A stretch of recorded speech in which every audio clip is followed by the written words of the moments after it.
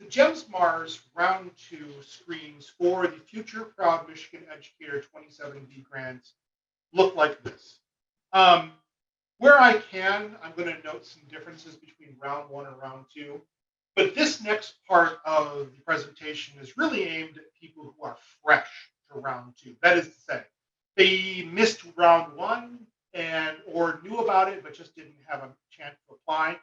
Guess what? It's not too late. You can absolutely apply for Round 2.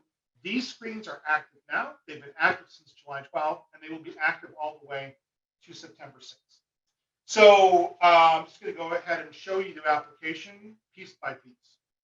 What we did for Round 2 is we started with our glossary of terms, our timeline for the expenditures, as well as, I'll scroll down a little bit, some of those common errors that we were talking about that may have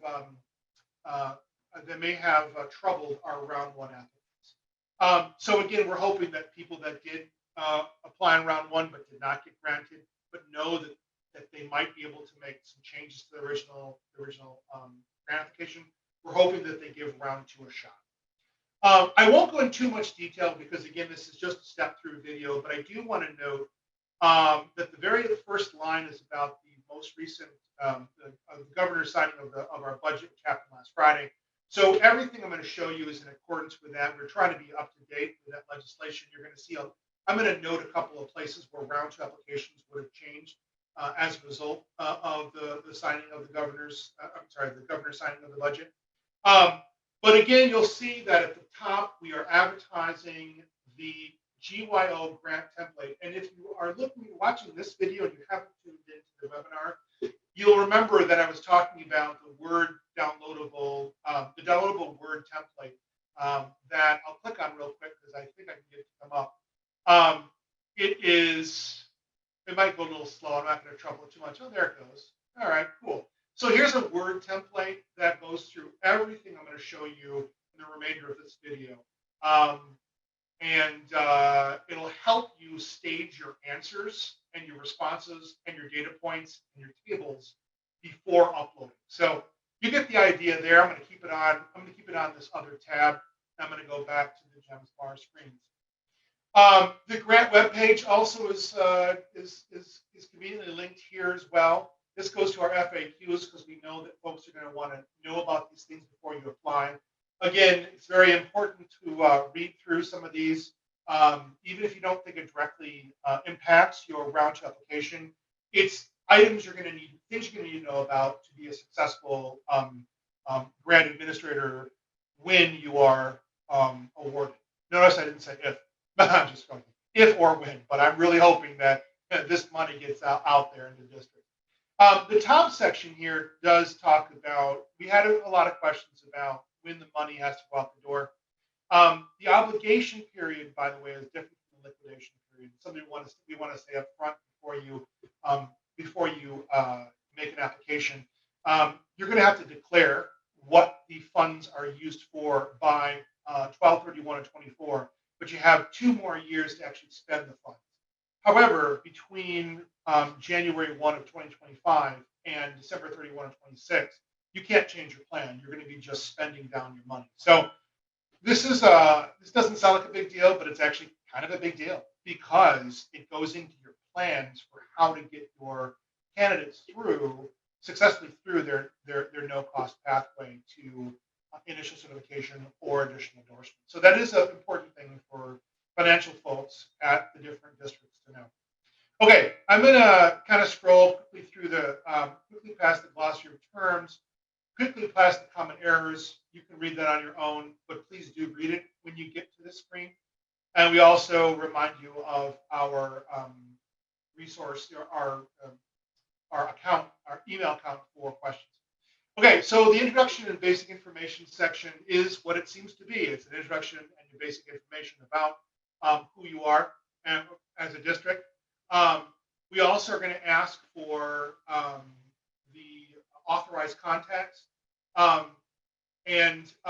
You can actually request more authorized contacts, but you've got to email us to get it. So we only have a limited amount of fields on the application, just in case I hadn't mentioned before. Um, so on this section, it's pretty straightforward. I'm going to go ahead and go down to the statement of need because that's where I want to spend a little more time talking about it. So we do give some bullet points as to what we're looking for in your application. Um, we give an open text box. We have, unfortunately, we can't take other documents. You have to be able to describe your need there. Don't be fooled by the size of the text box. Give it as much space as you want. Um, and I'm not sure. I don't want to. I don't remember if there's a character limit, but I know we expanded it because we had some districts in round one asking to say more. So definitely give us as full responses as you possibly can to those 4 bullet points. Our committee is going to be looking to match your statement of need to your candidate selection process to your requested budget. That's a very important set of correspondences upon which we were going to make awards or not. So you have to be clear and compete with all of that. I will note again that some round ones had scored low, or they were disqualified for either completely skipping this or not giving enough information for the committee to be able to make those kinds of judgments. So again, can't say enough about Section A, describing your need. Let's go on to Section B. Section B is where if you weren't able to participate in the webinar earlier today, then we have included that list of eligibility requirements for EPPs. It is the district's responsibility to make sure they're working with an EPP that conforms to those requirements. But we also give a lot of links and other resources to make sure that they make sure that they're working with an EPP that is that conforms. Again, on our website, we have a list of EPP-focused resources where we give a link to our Pro Prep. It's called Pro Prep, our list of Michigan programs and providers. And so you can be sure of using those resources as you design your application. But again, if you missed the webinar previously, I did mention that an important component to being ready before you apply is having the conversations with your intended education program providers to make sure that they can fulfill the needs that your designated candidates have. So what you'll do in this section is you will upload. You'll notice that you can dynamically choose how many you can work with multiple EPPs, so it gives you a dynamic table. But you're going to end up answering the table, and then you're going to be uploading partnership agreements. Is there a set form? There is not a set form for partnership agreements, but your partnership agreement should cover at least these requirements. Can they do the things?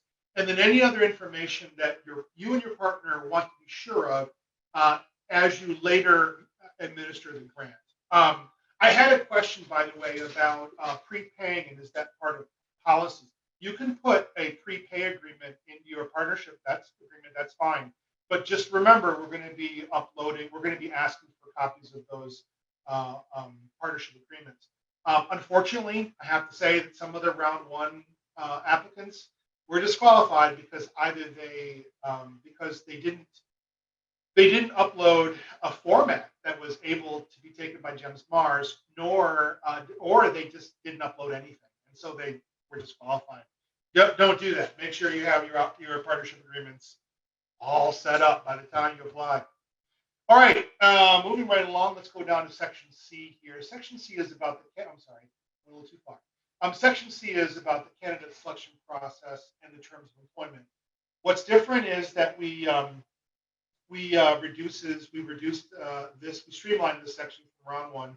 We now have only 2 narratives. The other areas that we wanted to check for are now assurances, or we give you a check mark to describe who these employees are, like under what conditions are they employed. Again, yes, you can name as a cohort group substitute teachers that are employed by a third party staffing company. That is possible. Again, we want to give I'm sure they're dreaming to become teachers, and we want to support that dream. We want to give them that no cost pathway. So we're asking some general questions about that. We give an example of how to answer, but those are open text boxes because we want you, again, to, in detail, describe the criteria that you're going to use to identify teacher candidates, and then also describe how you've aligned your criteria with the need you declared in Section A, and, as you'll see later, the budget that you requested. So again, we are going to be looking for the connection between those items. Okay, so different cohorts is in D. So as you're thinking about your candidates, it's a great segue into Section D. You can add multiple groups, and yes, you can have a group of one if that's what you want. For smaller districts, they may have only 1, 2, or 3 teachers or staff members that they want for the grant. That's okay. We've seen that. Hey, come one, come all. But you should be able to tell us more about your intended candidates in Section D. And we give a couple of helpful pointers at the top of that. Okay. Without actually putting in dummy information, I'm going to actually reset this right now, and I'm going to go on to Section E. Section E is for that Explore program. And if you might not be familiar with it, that Explore program is a separate program that gets students in grades 6 through 12 interested in becoming future proud Michigan educators. We hope to see some districts also dedicate some of their budget to this. Up to 10% of your requested budget can go to the Explore program.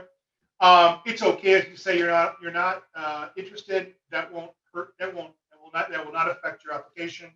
But if you are interested in working in developing the Explore program in your district, then you can complete this next section, which will appear if you say yes. So it'll talk about, it'll ask you to describe how you think the Explore program will develop. Okay, moving on to Section F. Section F is a big section, very important, and it's going to be the subject of a separate video from this one that is going to unveil a budget tool that should make it easier for districts to keep track of their budgets and answer some of those questions that we know have been coming in the meantime. But I won't go through all of it too much, except to say that the first part gives you another, reiterates what's an allowable cost. And then at the bottom, we've also included an example of how to break down costs, as well as some open fields for explaining what the costs are going to be for. But but if you keep scrolling down, we gave some examples of other costs that we are, we're going to provide more guidance on later in this video. But do read all of this carefully before you then set to putting in numbers. You will notice that as you fill out the table, the NICRA rate should be included as a percent. You can actually make that a percentage. It will actually opt it. It may not do. Oh, there it does. It did it on my screen. Yay! And then it will total up each row and then a final total automatically. So if you have any questions about how to fill this out, don't guess. Definitely send us a message and we can help with setting up your budget. And again, we think you'll have a streamlined time of doing it after our separate budget video comes out. So the budget section is where we see a lot of your careful planning as to how you're using the grant funds. And that's something that we know the committee is going to be reviewing very, very carefully. So again, we're going to cover more budget details, the fine details in a later piece of guidance. Let's move along to the assurances section. This looks much like it did in round one, except that we added an assurance that that candidates are not concurrently receiving section 27P funds for under the Marquette Algerisa GYO apprenticeship program and this program. You'll also see about concurrently.